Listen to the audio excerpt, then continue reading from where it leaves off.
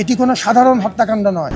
খুনিদেরকে আইনের আওতায় আনার জন্য সারা দেশ তাকিয়ে আছে। আজকে আমাদের ঢাকা বিশ্ববিদ্যালয়ের ছাত্র এবং জাতীয় বীর, জুলাইয়ের অগ্রগণ্য যোদ্ধা, তিনি শহীদ শরীফ ওসমান হাদি, আজ তিনি ইতিহাসের অংশ হয়ে গেলেন। ঢাকা বিশ্ববিদ্যালয় তার সন্তানকে আবার বুকে টেনে নিয়েছে, যেমন মা তার সন্তানকে বুকে টেনে নেয়। তার অবদান সম্পর্কে পুরো দেশ জানে, নতুন করে বলার কিছু নেই।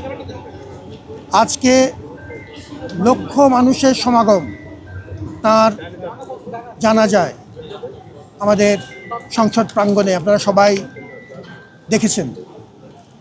মানুষের মধ্যে যে গভীর ভালোবাসা এবং আবেগ তার মৃত্যুর মধ্য দিয়ে আমরা দেখলাম, সেটি প্রমাণ করে যে আধিপত্যবাদের বিরুদ্ধে, অন্যায়ের বিরুদ্ধে একটি ন্যায়সঙ্গত সমাজ ও দেশ প্রতিষ্ঠা করার লক্ষ্যে যে সংগ্রাম, তার প্রতি সারা বাংলাদেশ সবসময়ের জন্যই একাত্ম অনুভব করে।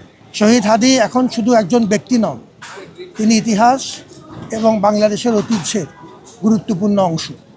আমরা গত রাতে একটি বিশেষ সিন্ডিকেট সভা, আপনারা জানেন সিন্ডিকেট আমাদের সর্বোচ্চ নীতি নির্ধারণী কর্তৃপক্ষ, একটি বিশেষ সভায় সর্বসম্মতিক্রমে পরিবারের অনুরোধে এবং সরকারের অনুরোধে, আমাদের ডাকসু সহ অপরাপর সংগঠনগুলোর অনুরোধ এবং তাদের সাথে আলাপের ভিত্তিতে আমরা সিদ্ধান্ত নিয়েছি আমাদের মসজিদ সংলগ্ন জাতীয় কবি কাজী নজরুল ইসলামের মাজারের সন্নিহিত এলাকায় তার কবরস্থানের স্থান নির্ধারণ হয়েছে এবং সে অনুযায়ী আজকে আপনাদের সবার উপস্থিতিতে আমরা তাকে কবরস্থ করলাম এবং এর মধ্য দিয়ে তার অবদান, সেটি ঢাকা বিশ্ববিদ্যালয়ের এই কবরস্থানে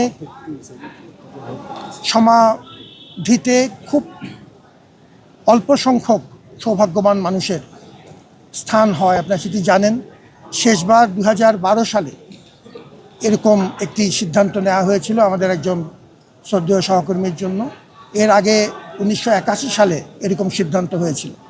এবার এই কবরস্থানে তাকে স্থান দেওয়ার মাধ্যমে ঢাকা বিশ্ববিদ্যালয়ে তাকে সম্মাননা জানালেন সারা দেশবাসীর পক্ষ থেকে এবং আশা করছি যে তার এই আদর্শ আমাদের প্রজন্ম থেকে প্রজন্মতর মানুষকে অনুপ্রাণিত করবে। খুনিদেরকে আইনের আওতায় আনার জন্য সারা দেশ তাকিয়ে আছে, তার সাথে আমরাও জোর দাবি জানাই।